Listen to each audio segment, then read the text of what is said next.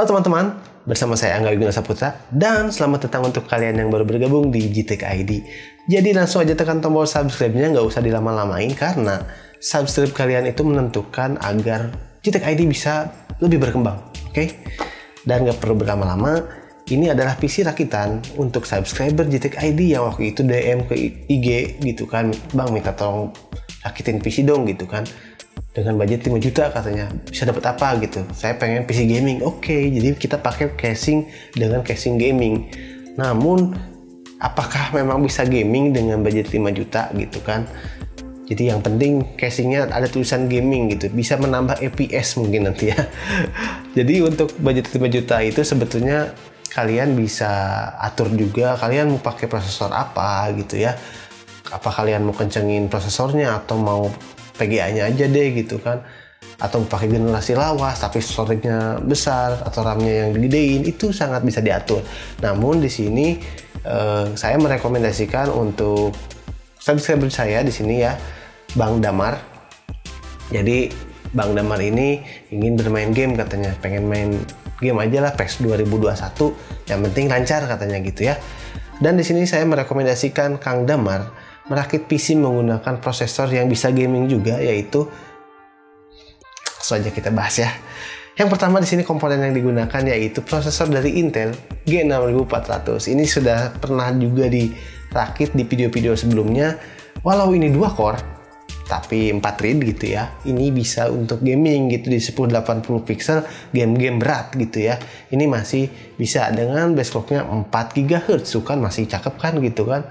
Ya walau untuk sebagian orang katanya ini nggak bisa jadi andalan untuk 2021, masa ini harapan baru katanya gitu ya. Ya itu kembali lagi ke budget ya, kalau ada budgetnya lebih ya nggak apa-apa gitu ya. Tapi buat budget yang terbatas mungkin ini bisa jadi opsi gitu ya.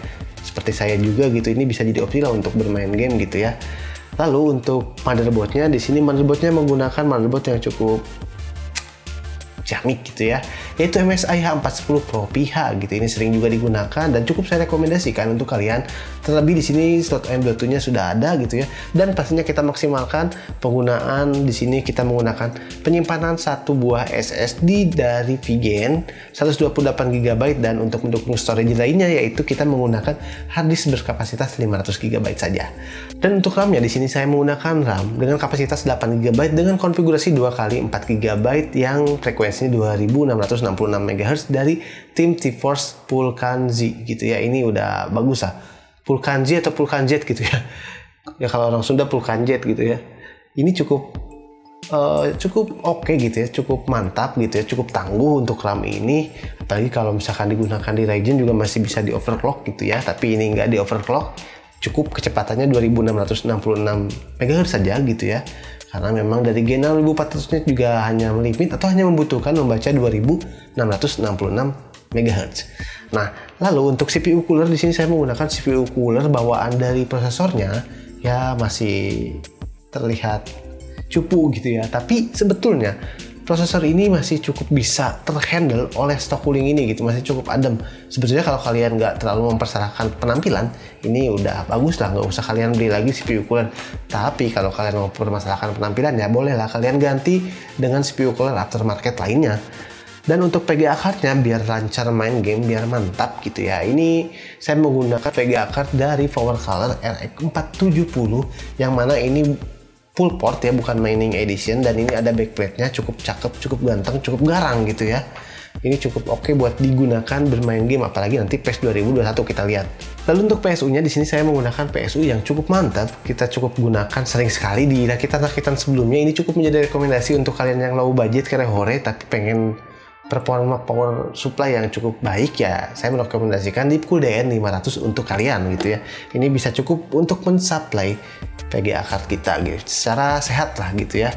Dan untuk casingnya di sini menggunakan casing gaming biar FPS-nya nambah gitu kan, dari Cube Gaming Deux gitu ya. Cube Gaming Deux ini sebetulnya OEM yang sama dengan Cube Gaming Byron. Jadi ini tuh sebetulnya OEM yang sama dengan Byron Deux ya sama. Dan ini di depannya itu ada celah-celah gitu ya, bukan mesh, jadi celah-celah aja gitu ya, bolong-bolong, yang mana pastinya airflow-nya jadi makin mantap. Jadi casing ini tuh anti kepanasan, adem gitu ya. Jadi buat kalian yang ada di daerah panas, yang panas-panas itu, ini cukup cocok biar PC kalian tuh bisa maksimal airflow-nya gitu ya. Jadi di sini saya tambahkan juga 3 fan standar dari Jalman lagi ya, karena memang cukup bagus, cukup silent, cukup kencang fan-nya. Jadi dari Jalman 3 buah fan untuk di depan, dan juga saya tambahkan 3 fan LED dari RX7 gitu ya, berwarna putih, bagus nih warna putih, di belakang satu, di atas satu, yang semuanya itu mengeluarkan udara panas. Jadi di depan menarik udara segar, dan untuk yang di bawah dan yang di atas dan juga di belakang ini mengeluarkan udara panas. Ini cukup jadi airflow yang baik gitu ya untuk PC kalian tentunya. Oke, nah kira-kira bagaimana sih performa PC gaming dan apakah ada peningkatan dari casingnya gitu ya, peningkatan FPS karena menggunakan casing gaming? Mari kita lihat saja langsung benchmarknya.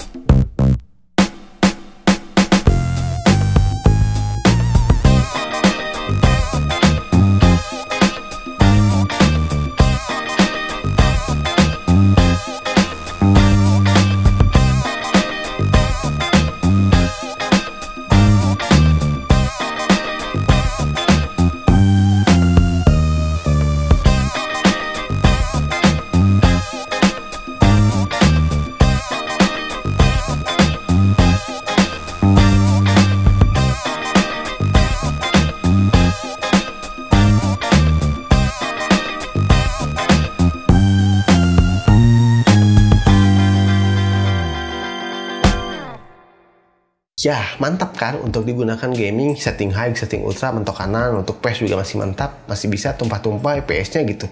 Jadi jangan meragukan juga kemampuan dari Intel G6400 walau 2 core 4 thread, karena untuk bermain game ya masih bisa lah. Untuk di 2021 ini Cyberpunk masih bisa gitu ya, beberapa game masih bisa dengan nyaman. Ya wajar lah, maklum dengan budget 5 juta kalian udah merasakan game yang cukup nyaman di settingan high gitu kan ya, cukup terbayarkan dengan PC ini gitu. Dan tentunya ini upgradable, bisa kalian upgrade juga prosesornya ke i3 misalkan gitu ya, itu bisa gitu ya, i3 10100F tentunya, ataupun misalkan kalau mau ke i5 generasi ke-10, tapi cukup direkomendasikan di motherboard B460 sih ya, tapi ya tergantung kalian lagi lah. Oke, dan bagaimana sih untuk konsumsi listrik dari PC ini? Mari kita lihat dulu konsumsi dayanya.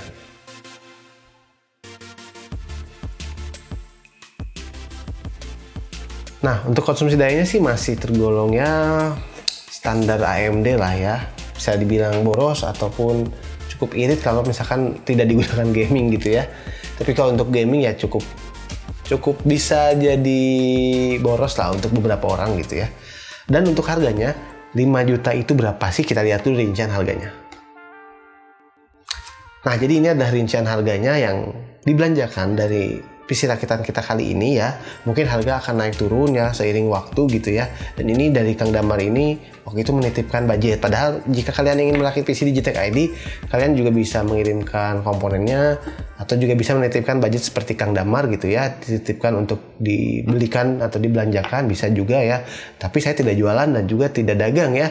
Jadi semua pure uang kalian dan dari kalian untuk kalian juga gitu ya.